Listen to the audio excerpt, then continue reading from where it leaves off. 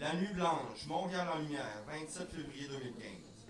J'arriva dans cet appartement d'Hochelaga, tout heureux d'aller visiter des amis de longue date, sans me douter de ce qui m'attendait. Nous abordâmes la soirée tranquillement. Coupe de vin, spaghettes, quelques discussions d'usage qui s'adressent des amis qui ne se sont pas vus depuis plus d'un an. Une bouteille de tué, 2 bouteilles de tué. L'heure de commencer à se craquer arriva, une heure dictée par la fermeture de la SAQ la plus proche. Je ne savais pas trop à quoi m'attendre comme soirée, mais, comme toujours, j'étais en confiance car le courant finit toujours par atterrir sur une berge. Nous prîmes la direction du Bain Mathieu, une enceinte dédiée aux soirées techno-rave. Chanceux, il restait de la place et la ligne d'attente n'était pas trop longue. Les frissons d'excitation qui remontent le corps commençaient à se pointer, gage d'une longue soirée amusante. Puis, nous sommes entrés sur l'air de danse. Le beat nous transperçait déjà, chatouillant nos corps comme aucune musique ne sait le faire. Après quelque temps, fidèle à moi-même, je décidai de quitter le groupe pour partir à l'exploration des lieux. Il y avait un sous-sol avec un bar. Tiens donc, une ancienne de démocratie y travaillait. J'allais donc la saluer en m'assurant de ne rebousser chemin qu'après avoir acquis cette boisson maltée fermentée, dont le goût n'équivalait pas celui de l'eau fraîche en cette soirée déjà marquée par un début de désinvolture notoire. Exposition de toile en vue. Malgré quelques difficultés de focus, j'arriva quand même à les apprécier, au point où je dus écrire un courriel à l'artiste sur le champ afin d'en réserver une. Le courriel fut un des plus laborieux à écrire de toute mon existence. Il était visiblement beaucoup plus facile de focaliser sur un mur que sur un gadget électronique en cette soirée-là. Je me relevais la tête quelquefois durant l'écriture pour prendre le pouls de mon entourage, et je remarquai cette jolie fille, 22-23 ans, ornée de ses moustaches de chat en peinture blacklight, qui la rendait tout aussi charmante qu'attrayante. Rien n'indiquait la suite des choses. Je fis un tour aux toilettes et remonte à l'étage. C'est à ce moment que je compris que je ne quitterais plus le plancher de danse de la soirée. Le beat avait évolué, devenant encore plus attrayant. De plus, les gens étaient très ouverts à partager quelques pas de danse ci et là. Je retrouvai mes amis et une heure s'écoula rapidement. La soif me reprit de plus belle, cette fois accompagnée de l'envie de discourir avec quelqu'un. La providence fit en sorte que je croisai la fille aux moustaches.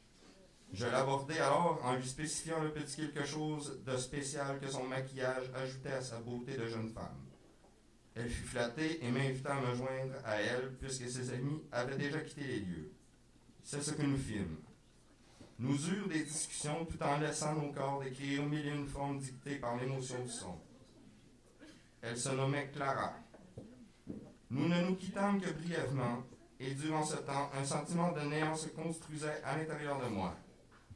Lorsque nous nous rejoignîmes, il y avait eu une évolution dans nos comportements. Nous avions visiblement éprouvé le même sentiment durant ces quelques minutes. L'appréciation était réciproque. La danse... Bon, pardon. Un moment.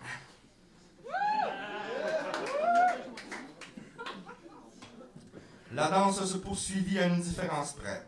La distance entre nous avait diminué. Le jeu de séduction s'était enclenché sans que elle ni moi ne forçâmes la chose. Le jeu se décrivait par un échange de regards innocents, me donnant le sentiment d'avoir rajeuni de 10 ans d'un seul coup.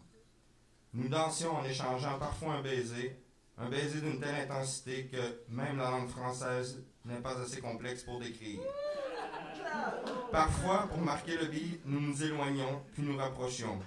Mes mains commençaient à décrire les courbes de son corps tout en gardant une gêne polie, sachant très bien que j'étais à des milles d'un quelconque refus. Je n'avais jamais senti une fille fondre entre mes doigts telle Clara à cet instant.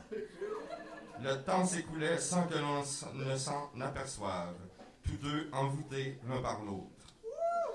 Il devait bien être 5h30 du matin et la fatigue commençait à se faire sentir, ce qui n'est pas surprenant puisque nous devions par mois avoir dépensé 5000 calories en cette soirée.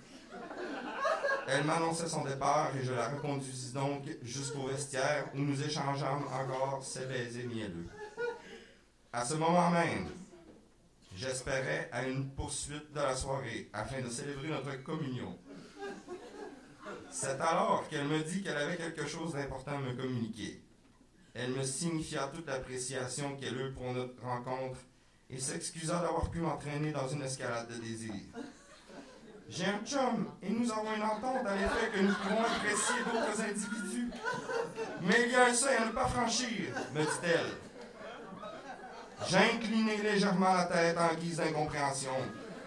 Puis, je lui soulignai toute l'admiration que j'euse pour elle en la remerciant pour cette belle soirée.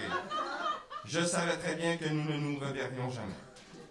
Je retournai alors auprès de mes amis, fort d'un nouveau souvenir impérissable, et nous dansâmes jusqu'à la fermeture. Ce texte, je vous l'ai livré afin de souligner la vie et la beauté de son caractère éphémère.